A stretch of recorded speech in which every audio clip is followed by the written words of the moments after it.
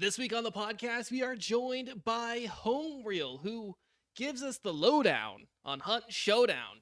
E3 is dead, and we're going to give you our favorite alternatives. And of course, stick around until the end of the show for deals of the week. All of that and more in this week's episode of the podcast. Roll the intro. It's finna be a hoedown. It's going to be a hoedown for Hunt Showdown. Yeah. Hello and welcome to Next to Nothing, a podcast for gamers on a budget. I'm your host, Danie K. With me, as always, the wonderful, the beautiful, the Mr. Green Elite Green. How are you doing today? I'm feeling a little yee and missing out a lot on the haw, if you know what I'm saying? Yeah. Yeah. Well, Other than that, I'm doing pretty good. excellent. Well, what? Well, I was going to say, I think we have the person here to give you the ye and the ha.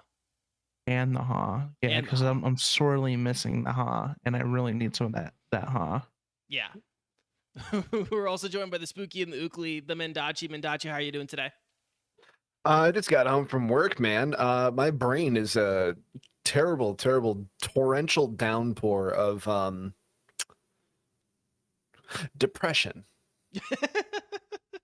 I appreciate the just straight honesty. It's okay. Yeah. The candor is always appreciated here. Oh, that's good at least. I can bring that. Yeah. And, of course, the guest of honor. We are joined once again by HomeReel. HomeReel, welcome to the show again. Hey, thanks for having me. I'm here to yee your ha. For the folks That's all I've ever wanted. For the folks out there who have not met you yet, who are you, what do you do, and where can people find you? So I am HomeReel on YouTube. I mainly talk about Hunt Showdown, but I play other games sometimes. Primarily I'm on YouTube. You can also find me on Reddit at the same name. And we can always talk about Hunt Showdown stuff. Yeah. Real quick, just because, I have a feeling sometimes in your heart of hearts, you're like, man, do I want to be the Hunt Showdown guy? And then other times you're like, yeah, I do. But, you're a multifaceted human being. What are some other games that you've been playing recently? So recently I played X Defiant, which is in a closed beta right now. And it's a lot of fun if you like old Call of Duty. I also play Modern Warfare 2 Gunfight because that's in Season 3, and that's all I wanted from the original Modern Warfare, and they didn't have it at launch for Modern Warfare 2. I don't know why, but now it's in Season 3, and it's a lot of fun. There's only 4 maps, but it's like the same game mode, basically. That's about it, though. That and Hunt Showdown. Awesome. Everyone who's joining us live, thanks for watching and listening to the show. Be sure to stick around until the end of the show to hear about some awesome deals that we found for you this week. Of course, if you miss any part of the show, you can find us on YouTube, Spotify, Apple Podcasts, Google Podcasts, and everywhere podcasts are found. And of course, if you are already joining us on those platforms, you can find us live on Twitch every Tuesday at 7 p.m. Central Time over on twitch.tv/Next to Nothing Network. I think we are just ready to get right into our Hunt Showdown conversation, right? Are we? So ready. So ready? I can always talk about Hunt Showdown. Well, good, because I have some questions here for you. You are going to be in the hot seat here. So Hunt Showdown is going through an event right now. Can you give us a quick rundown on the event and what you think it means for the current state of the game? Sure. Yeah. Update 112 for Hunt Showdown brought. It's basically going to be quest lines, but they're separated into 2 parts. So the first one is called the Ward of the Reptilian, and that one is running through the month of April, basically. And that ends on May 1st. And you get like the Centennial Shorty. If you've used the Centennial, it's the same thing, just like, a shorter version. And also the Centennial Shorty Silencer, which is a lot of fun and pairs well with different stuff. And then there's like legendary hunters at the end of both of these quest lines. And so when the Ward of the Reptilian ends, Vengeance of the Skinned begins sometime in May. And it'll be pretty much the same thing. You do your quests, which are like little missions, and then you go through these separate acts and unlock rewards. It sounds kind of like it would be tedious, but it's pretty fun to grind through. So Yeah. In terms of the events, because we've talked about this before with Baelish. Are you personally wanting to see any changes to the events in how they're structured, or are you pretty content with it so far? some quest lines feel pretty hit or miss to me. Like I still have the Billy Story quest line, and I'm gonna finish it one day, but like I don't know. I don't really care about it. I don't care about Billy's story. So I guess it just depends how interested you are in the rewards for it. I know a lot of people have had pretty mixed feelings about the Hunt Showdown events. Like Devil's Moon was their winter event, and I think it was like really popular because it introduced a new wild card where all the maps were on fire. I don't know if y'all played that, but it was pretty cool to see. But yeah, I don't know. I think the Hunt community is still kind of adjusting to the idea that like Hunt Showdown's going to have battle passes from now until whatever. And they just talked about the in the developer roadmap for like what's coming for Hunt Showdown. There's a new boss coming. There's a new map distantly in the future. And so there's stuff being worked on, but I mean, that stuff's going to have to get paid for. So I wouldn't be surprised if we saw another battle pass or two coming this year. As for me though, like I'm okay with it, but I understand why some people are kind of upset. Yeah. So one thing I was gonna talk to you about, because it is a very hot topic, at least on your channel. The updates to the weapons, and specifically the Centennial Shorty, and like the state of medium ammo weapons in the game. Like, do you think like something like the Shorty addresses the issue of like medium ammo's middle child placement in the game right now? Yeah, I think so. Like it feels for the longest time medium ammo was in this weird place where like nobody really wanted to bring it because you either want long ammo, which is the best in the game, or you want compact ammo because you're on a budget. And then medium ammo was like this middling, like I don't know. I don't want to say it was like a garbage ammo, but for a long time it kind of was. And I think Crytek realized one way to make medium ammo interesting is to give medium ammo weapons better variants. So like the Vetterli got a silencer, the Centennial now has the Shorty and the Shorty silencer. The Scottfield, which are medium pistols, it has the Spitfire and the Brawler and the Swift. So it's like if medium is this place for these interesting and cool variants, I think that's one way to make it appealing. It's also a lot of the weapons have FMJ now, like the PAX has it, Scottfield has it, the Vetterli has it, Centennial has it. The only one that doesn't is the Springfield. And so FMJ kind of puts it in this competitive spot against long ammo. And I think that's also helped. I don't know. I don't. There's some people that still only take long ammo, but I've been really enjoying medium ammo recently. So I might be a little biased, but I think it's kind of in a good spot, especially with the new variants. But we could also see some new ones to, keep making it more appealing. Yeah. Like the PAX right now, I never take that pistol. Even with the new custom ammo, like I will always take the Scottfield over it. So if the PAX gets a new interesting variant, like a PAX carbine, similar to the Nagant carbine, that can be interesting. Something to mix it up, but I don't know. I don't know what they're gonna do. Yeah. Green, as a player, how are you feeling about some of the weapon updates in this event?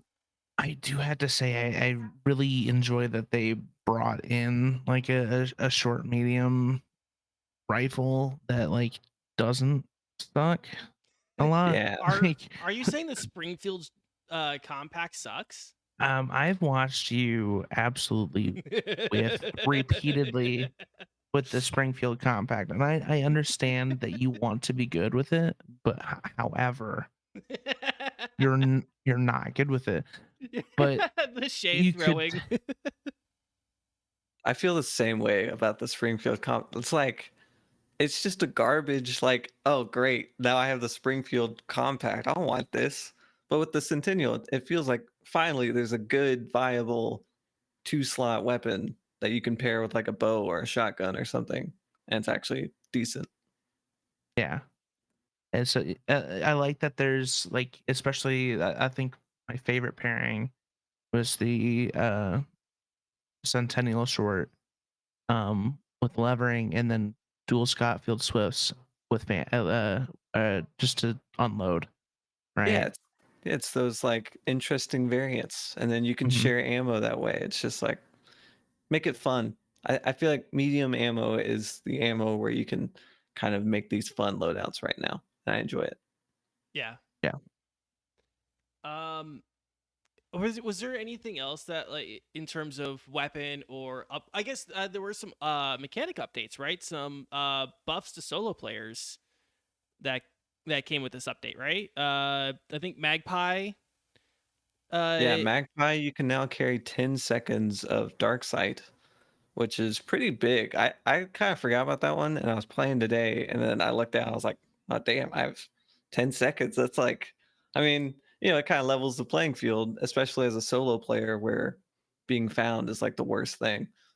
But also Serpent has been increased to 50 meters, so you don't always have to be in a vulnerable position to get a clue or get a bounty. So that one's really nice. And Necro, as a solo player, you can revive yourself after 10 seconds. yeah. And that's the one that I've heard the most about. Um, I don't want to say like less skilled, but like in lower MMR lobbies, it's kind of seen as like slowing down the game or an unfair advantage for solo players because no one else can revive themselves. But it's pretty Mhm. easy to counter. And if you just treat everybody as if it's a solo and burn everyone, then usually you'll be okay. Yeah, you just got to be like ferociously burning everybody all the time. Yeah, I did that today. Like I just kept throwing firebombs at everyone I killed, and Yeah. I don't know what else to do. I'm too scared to let them stand back up. Bear traps. I mean, bear Yeah, traps exist bear for a reason. traps, concertina traps. If you're taking a bow, you can take concertina arrows. There are options. Yeah. Um. So I I know we kind of mentioned this before the show started. You're not a super big lore guy, but how are you feeling about the lore right now? So there are interesting things happening, like um, going back to the battle passes. There was this trilogy of battle passes. There was the Trader's Moon event, and then Serpent's Moon, and then Devil's Moon. Mhm. Trader's Moon, in my opinion, was kind of less than appealing. No one really knew why that event was happening, and like even the people that are into lore don't really look at that one kindly. Serpent's Moon was interesting; it brought gameplay stuff, but people didn't really care about the Viper as much as I think Crytek thought they would. But then Devil's Moon introduced this new idea where all the legendary hunters were like becoming factionalized, like splitting into their own groups and like going to war with each other. And in the developer update, they teased that more of that is going to be happening. And then there's international hunters coming too. Uh, so those have been joining the roster. And so if they do it right, I feel like the idea of this hunt showdown civil war that kind of restarts the lore, that could be pretty cool. But also sometimes, the story elements haven't delivered as well. So Mhm. we'll see where it goes. Like with the quest lines right now, it's following the story of like the reptilian, which is a legendary hunter, and then his apprentice. And there's a story of revenge that's going on. It's Mhm. one of the better stories that I've seen from the DLC, but I don't think everyone is as interested in it if you're just grinding through these quest missions. Yeah. So we really brought you on here to ask you some hard hitting questions. This is our moment of gotcha journalism for you, Let's do it. HomeReel. If you had to kiss Kane or the Reverend, which would you choose? Probably the Reverend, because at least he would enjoy it. That's a Catholic joke. All right. I don't know. Kane seems dirty, and I just, pretty hygienic person, so I don't think I'd want to kiss Kane. I guess the you could Reverend. have a good time. You could have a good time, that's for sure. He likes to get down and wild. Yeah, I don't want to Giant like skulls. wash my Just- face after and just. Ugh. I mean, he doesn't. He's Yeah. not going to judge you. I need one of those face masks we were talking about after the stinging, so I know it's working. Yeah. Yeah. You just bathe in isopropyl alcohol for the entire Yeah. rest of your day. So one of the things that they added to this event, and like for you to quest about and get points and stuff off of, are like these gator traps. I know you've talked about theories on your channel. I want to know what theory you are currently rolling with in your head about what are these gator traps and like why are they there? Okay, so in the developer update, they talked about there's going to be these new things called wild targets, which are bounties that will appear outside of compounds. I wonder what that will be. And then quest lines, the two that they're doing for this event, they're all gator themed, and now of course we have gator traps. Mhm. As much as I want to put on like a tinfoil hat that maybe this is going to be something like a head fake, I think we're going in a gator direction.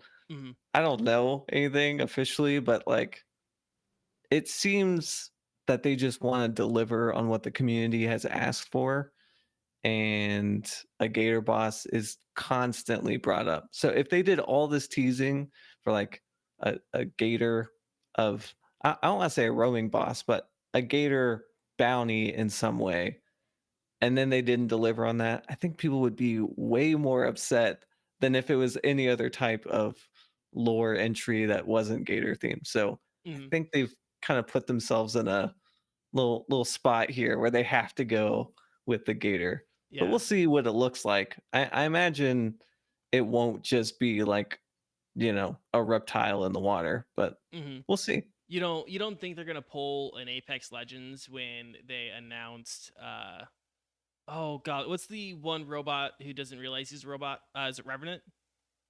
Is that his name? That sounds right. Yeah. Yeah. Yeah. So you don't think they're gonna pull that where because if you recall back to uh when he was released, they were actually saying it was a different legend altogether.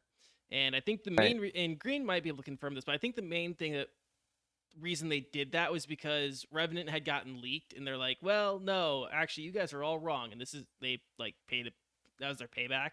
Was to troll the community. So there was a lot of like data miners that were Yeah. like mining like a lot of different future um legends. So Yeah. not just Yeah. Revenant. I don't know that they could get away with it. Like the gator theme specifically is too sacred at this point. Like you just have to do it. Mhm. They kind of tried to do this mystery thing back in update 1.9, 110, I don't know, something like that, where they opened up King Snake Mine and it was a big mystery as to what was in King Snake Mine. And it turned out it was just like one of the legendary hunters from Devil's Moon. And that was it. It was like, oh, cool, I guess. Why'd you tease it? Yeah. So if they're doing all this teasing, making it all gator themed, I mean, even the hunters that this one is about, it's about the reptilian, the ward, and the skinned. And then they also added the hornback or the horn skin or something. Even she's gator themed. I just like, it would be a cool head fake. If I was writing stuff, I would definitely go for the head fake. But it would have to be a really cool replacement if it wasn't a gator. Yeah. Okay. Okay. But I could be wrong. Maybe they will. Yeah. We'll see. So one last thing I was gonna ask you about with just Hunt, and that is your the next event is your dream event. What is it? Next event is my dream event. Mm-hmm. Um, I think Devil's Moon did a lot of things correctly. Like, I don't know if you played it, but the packs where you kind of had these modifiers on existing traits, Mm-hmm. that was a lot of fun. But really, if they were gonna do an event around like adding something to a game, I would love an event around a Hunt's version of Gunfight. I know that's like that's just me wanting Gunfight and playing it in an event, but that's what I would do just so I could finally have it because I've been enjoying Gunfight in Modern Warfare 2, but man, I wish I could just play it in Hunt. Like Call of Duty takes up 100 something gigs at this point. I just want to uninstall it, but I can't because I like Gunfight. So that's what I would do. It could be like the Hunt and Showdown. All the legendary hunters are in DeSalle, and it's just like the OK Corral. That would be fun. Yeah. That's a good setup. I mean, I would be down for just an event around a new game mode. I love Bounty Hunt. Quick play is dead to me. It doesn't exist. I don't play it. But some sort of game mode that switches things up. They've been doing the modifiers for Hunt, which like you could queue into a night map and no one did, so they took it away. Mm. But a true alternative game mode is what I'm hoping for Yeah. whenever that happens. Awesome. That's all my questions I had for HomeReel related to Hunt Showdown. Green, anything from you? No, not really. I'm just super excited to see a roaming boss that will. I've been talking about it for forever. So Yeah, the That's wild true. targets are going to be interesting. I don't know. We're supposed to see them this summer, which is like quickly approaching. I don't know if that's going to be May, since that will be the second quest line. So probably like June, July, something like that. Um, yeah, I'm curious to see what it will be. Mm-hmm. Do you have any parting thoughts? Anything that you would not normally share on your channel? Like let the HomeReel lore fans like really dig deep for this one. Um, so something I haven't talked about on my channel is I'll actually be moving next month. So like I don't know what that's gonna do for like a content schedule, but I'll be moving states and cities. Um, so I'm just hoping that it's not like a busy month next month because I just won't be around really. But yeah, we'll see. Yeah. Do you just need people to send you footage so you can edit? Yeah, I'll start like collecting clips so I don't actually have to play the game while my computer's in a box. Yeah. Gotcha. Okay, do you guys want to talk about E3's eulogy and like throw it on the funeral pyre? Yeah, Okay. R.I.P. Brave Soldier. yeah, rip E3 Rip E3. again. Yeah, so I guess Again. for the third time, it just keeps dying. It's like Kenny in South Park. Yeah, canceled again, and this is after multiple major partners pulled out. And that was back in January, where Xbox, Nintendo, and Sony all said they wouldn't be a part of E3. Last month, Ubisoft said they would no longer be attending E3, and then they very shortly after that said, "Nah, we're dead. We're canceled." So what are the alternatives to E3? Like which ones should you be paying attention to while E3 rots in a ditch somewhere? I think we're just gonna kind of do like a little bit of a roundtable, discuss our showcases that we're gonna be watching this year and why. And yeah, we'll just go from there. I'll start. My go-to is gonna be the Guerrilla Collective in the Mix showcase. That will be happening June 6th through the 13th, there's going to be an online showcase. There's going to be the Black Voices in Gaming show and the Dames for Games show. I think the Dames for Games show is new. Also, say Dames for Games 5 times real fast. Nah.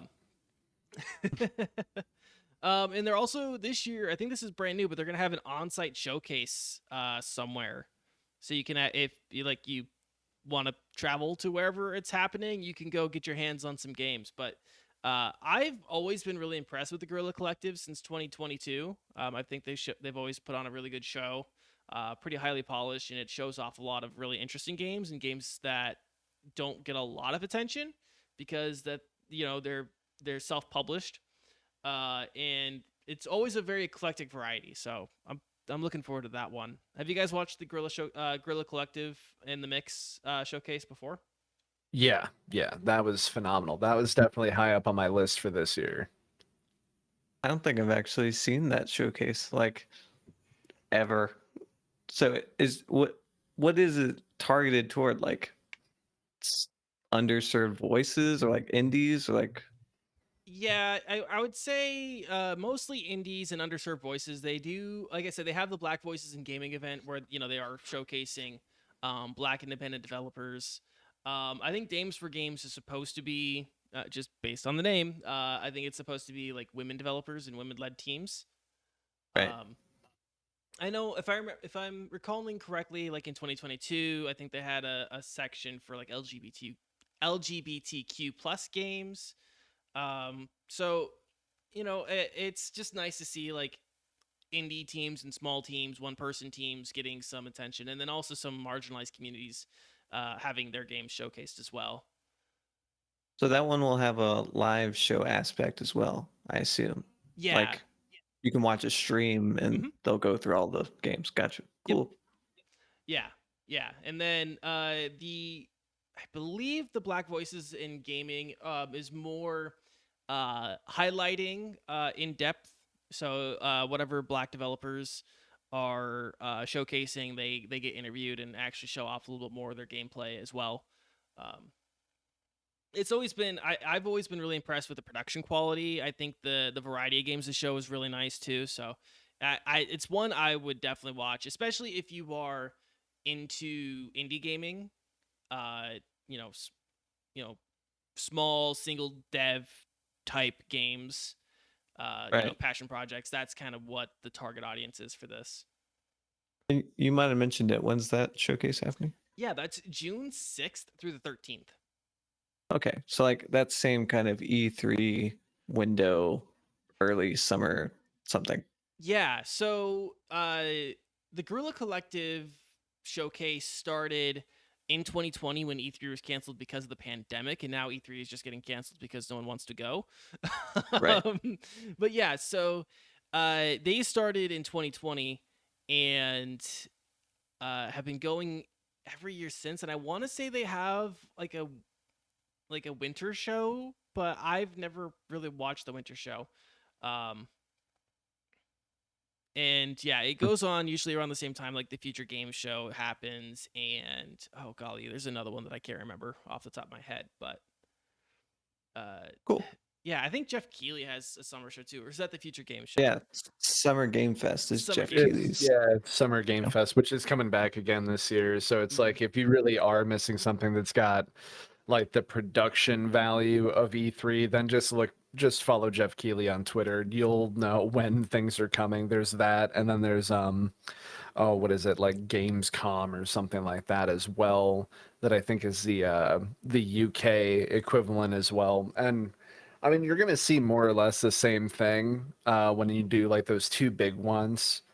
So it's like if you really want to see like all the AAA big name studios and essentially get that like breaking minute one hype of the new Assassin's Creed game or whatever. I don't mean to shit on anything anyone loves, but man, yeah, Summer Game Fest is gonna be that thing. I'm definitely here for things like Guerrilla Collective, and there was one that I'm trying to find out where it is. I think it was this. Yeah, it's actually in July, called the Bit Summit. Let's go. which sounds like an early morning anime show, perhaps. And it is, according to this, an annual independent games exhibition for Japanese developers. And its theme is To the Future. And this will likely be clear in each showcase title, so on and so forth. So more news on that later, but that's July 14th through the 16th. So I think that like there's so many like every month. I would highly recommend that you think about like what it is that you want to see, and then just see if there is a game show. I think that's probably like one of the best things about E3 dying is that we're getting better game showcases. This is my cat. Like every month rather than like here's the one big thing, you will miss stuff. And like Danie, like you had said, like so many of these also allow you to actually just go, which is something that E3 like didn't have for the last so many years until like I think 2019. Again, it allowed some like you were able to like go in, but you couldn't go to like every showcase. You had to have some sort of like tiered system, and a lot of the tiers were like closed to only like journalists and like industry heads and stuff like Yeah. that. So People who Bethesda could get drunk. yeah, exactly. Like I think I'm thinking back to I think it was when they showed off like Rage 2 and they had Andrew WK there, and then they showed off the DLC for what is it, the 2017 Prey game? I Was think it? I think I'm thinking of that. Was it actually Andrew WK or was it his body double? It was it was Andrew WK. Yeah, he came in and did a thing, and like they tried to play it like it was like this really cringy ass like live audience, but it was like literally journalists and industry heads that were like allowed into the event, and they were all like stone faced because like they're not necessarily trying to show any sort of bias or anything like that. Like they're there to literally write a story. They might not even give a shit about what Bethesda is trying to show off. They're just there to write an article. And so like so much of that is just like that's what E3 has been anyway. So there wasn't much soul left there. So I'm actually happy that we can probably, I would say almost without a doubt, put the last nail in the coffin for E3, because this is just better, allows smaller companies, smaller development teams to actually get a project in front of people, and it's easier to just take it in like piece by piece of what you're actually interested in, rather than be like tune in for this 48-hour event. um you're gonna miss shit, whoopsie daisy, and then here's some cringe. So yeah, this is a better alternative in my opinion anyway. Yeah. Home. What are there any particular events that you're looking forward to? So I'm gonna go the other way. I really enjoy the blockbuster aspect of what E3 was. It's like you try to figure out what the difference between like platform exclusive, console exclusive, timed exclusive, like try to figure out all those silly little words they come up with to sell their game or console or whatever. So I really enjoy watching the Xbox showcase, whatever it's called now, Xbox Game Show, um, and like Ubisoft, EA, PlayStation. I miss all those being this like collective gaming event that everyone kind of sat down, grab your popcorn, and watch what's coming this year. That being said, though, like if it's going away, that's fine. I'll probably still check out the Xbox Game Showcase just because I'm like an active Game Pass subscriber. So it's like what's coming to my subscription service this year. Summer Game Fest might be interesting. I usually just stick to Xbox and then the PC game show, where there's usually some pretty good trailers of what's coming to Steam this year. Like I remember seeing Son of the Forest like in that show. So it's like, what am I going to be hyped for? What might I purchase this year? I don't know. I do kind of miss what E3 was, but I don't think anybody really wanted to go to it anymore. So that's fine too. Gotcha. Green. Any E3 alternatives or other showcases you're looking at? Honestly, probably the only one that I'll actually like pay attention to is like maybe Gamescom or something. I don't know. I don't usually like watch that stuff anyways. It's just like I usually end up just watching like whatever the trailer drops on YouTube Yeah. because I E3 like hit my maximum cringe limit for like life. Yeah, So decades of yeah. cringe in the short time that we got to watch it on television. So yeah. Yeah, Mhm. they are very stiff. Like, and you know they're rehearsed events, but somehow they still come across as like, what's happening right now? Especially the Ubisoft ones when they'd always have like Just Dance characters like running down the aisle and whatever. Just maybe skip that part. I just want the trailers, I and I'm remember glad that they finally have started doing that. one year it was I think it was a Microsoft Connect event Yeah, where the whole people on the stage were uh like playing music with like imaginary instruments because they were showing off the Connect. yeah. And yeah, it was Pretty terrible. much anytime there's this new gaming motion peripheral, like even the Wii, if you go back and watch that showcase, it's kind of hard to watch. Like it's cool, miss the old days, but some of those showcases are really hard to get through. Yeah, I do. I will miss the E3 bingo cards. I was able to put together like a couple years where we all printed out E3 bingo cards that we all like made up, hung out in a living room, and just like made a whole like weekend of it. And Yeah, that's what I miss.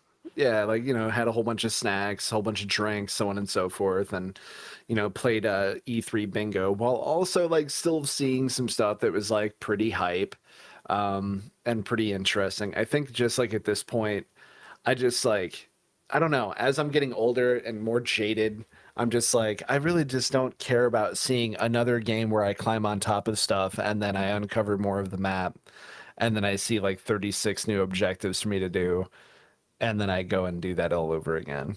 And I feel like that's most of what I get out of like, like the bigger kind of AAA games where it's just like I just don't feel like this gives me anything.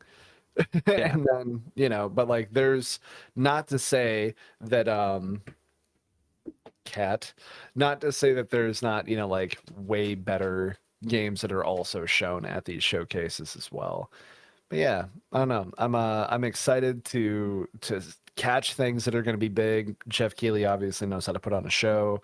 Last year's Summer Game Fest was honestly pretty rad. I think that we actually covered it and we were all pretty surprised at how well that show was put together. Yeah. Yeah, I mean, that's like the industry insider guy. So, Mm-hmm. if somebody was going to put it together, it'd probably be him. And also Yeah. he has the award show too. Mm-hmm. I don't remember the name of it, but yeah. Yeah, just I think it's what VGAs. Yeah. Yeah. Anything else? Any other alternatives that you would like to offer up for E3? Probably I think just that's watch the Steam yeah. page. Like, games will go on sale and I'll be like, oh, great, cool. Yeah, which I think a couple episodes ago we talked about the Steam sales, and they also are doing the Steam Next Fests this year. I think we outlined those when those are happening. So, Mm-hmm. um, do you guys want to talk about deals of the week? Yeah. Do it. All right. So I'll start. I was looking on Fanatical, and I found that they have a build your own play on the go bundle. Say that 5 times fast. No. They one thing I will give Fanatical is they just know how to name their bundles. They just name them so catchy.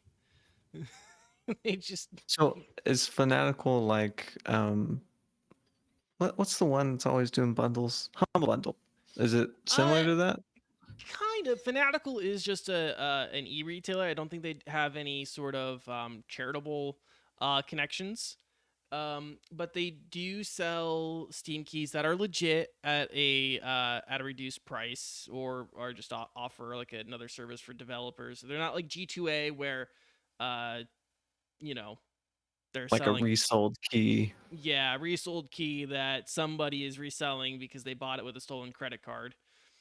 Yeah. But so this bundle on Fanatical is you can go as low as 3 games for $5. All the games are Steam Deck verified, so you can take them on the go if you are a Steam Deck owner, which, you know, is kind of nice. You know, that's yeah. Mendachi, what do you got? Yeah. So on G2A, Mass Effect 2 is only $3. No. Anyway, so until April 27th, Scourgebringer, which is a really awesome kind of isometric view roguelike game, highly recommend it. Really, really well put together. That's 60% off, which means it's only $6.79 on Steam until April 27th. I actually lucked out and was able to pick this up on Humble Bundle as a Humble Choice a couple months ago. So seriously do yourself the favor. I think that you'll really dig it. At least go and check out a couple videos and see if it's something that suits your fancy, because $6.79, man, what can you do with $6.79 right now? Man, nada. You can get 2 eggs. 2 eggs. Dated reference. Oh, right. Only the finest. So I actually have something a little different. It's a keyboard. If you go to drop.com right now, they're doing a sale. It's a take back your taxes sale. And if you buy a keyboard or anything from them throughout this time all the way until the 23rd, you get your tax money back, like refunded after, like your sales tax. Interesting. Yeah, and then they also have a really, really sick lineup of Lord of the Rings keyboards right now. Like, they're not hot swappable keyboards, but they're pretty sick keyboards. Like the keycap's really nice. And they're running sales on that right now, so be sure to check those out. Yeah. Real quick, I just want to say, if you guys just heard him say, you know, take back your taxes, and you're like, oh shit, I forgot my taxes, you're too late. You're gonna have to start incurring fees. Should have done that sooner. The tax insect will come after you now. It'll come for your head. Yeah. Taxes are hard. Taxes are hard. Don't I know it? HomeReel. What's your deal? So I actually don't follow too many of these. But one game I've been looking at is Red Dead Redemption 2, which is $20 right now on Steam and Epic. Epic is doing its like spring sale, and so I think it's trying to compete on some of those prices. And I totally missed this game back when it came out, and I was gonna buy it today, but I forgot my PayPal password. So it's just sitting in my cart, and hopefully I remember to check out before that sale ends. Hopefully you do. Also, do you just have like a thing for cowboys? I just see I wasn't even gonna play this game, but then like 2 days ago, my buddy was like, "You have to play this," and then I saw it was on sale, which is like Steam is listening to me. So I tell you what, it is real fun to be able to go and play some online poker. yeah, I feel online. I feel like there's just a whole aspect of the cowboy thing that Hunt doesn't have. So I'm hoping Red Dead will deliver. Gotcha, makes sense. So check out the episode description if you want links to any of those deals. We will share them there. And I think that's the show, right? Unless there's anything else we wanted to talk about, anything else we wanted to share. No. Tons of games that I've played lately that are like very well priced that you should check out. But we'll talk about those another time. That's all I got, man. Can we talk about disabling the establishment? Yes, actually, I always have time for that. Speaking of taxes, how about none of that? So Boogaloo. Boogaloo. This is the part of the show where we decide to radicalize our audience for a nondescript political purpose. Um, you know, Well, I'll get descriptive. it's really funny. The political horseshoe theory both ends with weird dudes with beards and guns trying to take you away to the woods to join their compound. Isn't that interesting? It's true. On a real We note, got quinoa and falafel. just remember all politicians are lying to you. I will never lie to you, though. You can always trust me. I'm just glad I was here for the revolution because this sounds real exciting what y'all are working on. I'm here for it. This is the shit that HomeReel didn't realize he was signing up for. Yeah, I gotta go talk to Crytek. Like, hey, sorry, y'all might be in hot water. Partner was on a Hey, stream.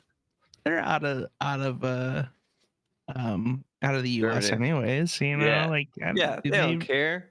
They don't care about U.S. politics. Yeah, it's fine. Anyways, we have some books for you to read. Now let's go ahead and wrap up the show. HomeReel, for anyone that missed it at the top of the show, who are you? What do you do? Where can people find you? And when can we expect any release? I am still HomeReel it's not still, but I am HomeReel on YouTube. I talk about Hunt Showdown. So if you play Hunt Showdown, you might have seen one of those videos. The only guarantee is a video every Friday, and I plan to stick to it for now until I move, and then we'll see what happens. But yeah, Friday I'll have another guide video. Hopefully I don't break that promise, but yeah, another guide on Friday. Excellent. Do you want to tease it out anymore or leave it a complete and total mystery? It is a weapon with multiple variants. Excellent. That is all I'll say. Oh, Mr. Greenlee, what's coming up on your channel? I don't know. If anything, it's gonna be Hunt Showdown because I love it. Yes. But it's every day is a struggle. So, but if you want to find out if I'm streaming, you can join my Discord, follow me on Twitter, follow my Twitch, turn notifications on. Everything's gonna be Mr. Green Elite. So, TikTok. Eventually, I'll get back into TikTok. Who knows when that will be? Excellent. If you've got a suggestion for something Mr. Greenlee should play, go on ahead and drop your suggestion down in the comments right now. No horror Mendachi. games. Yeah, no horror games for Green. He's a soft boy. Don't scare him. I'm the softest of soft boys. So for me, I've actually got a few things on the slate. I've actually got a couple demos I'm going to be checking out. That is Perpetia and Heartworm. So I'll be checking those out sometime this week. You'll probably also see that I'm playing Lunacid or Lunacid. And I just got gifted the Ultimate Edition of Tekken 7 by my homie Brent of Podcast for Two People, our comedic film quote-unquote critique podcast. So if you like some comedy and film stuff, you should check out Podcast for Two People on everything. Otherwise, you can catch me, my stream schedule, my manifesto, and all of my hot tweets over on Twitter at OnlyMendaci, MENDACII. Awesome.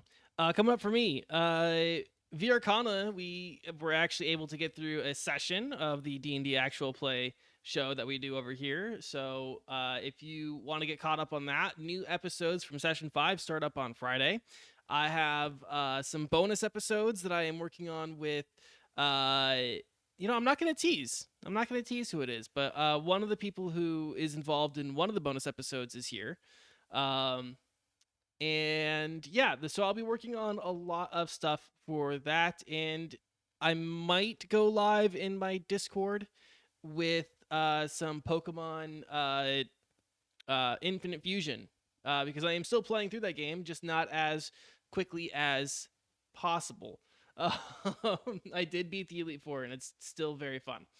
But otherwise, if you want to keep up with me or shitpost with me at Danie K, DANIECAE, make sure you subscribe to this YouTube channel if you want more next to nothing and the Arcana. That's the best way to keep up with it. Otherwise, I think that's going to be the show. Thanks for watching and listening. Your time and attention is always appreciated. You've made it this far. Be sure to drop us a like and subscribe, like I said. Don't forget to let us know what your thoughts are in anything that we talked about. And make sure you leave HomeReel some love over on his channel. And yeah, until next week, stay safe, stay healthy, keep fighting the good fights, and we'll see you again next week. Bye! Bye. Love you.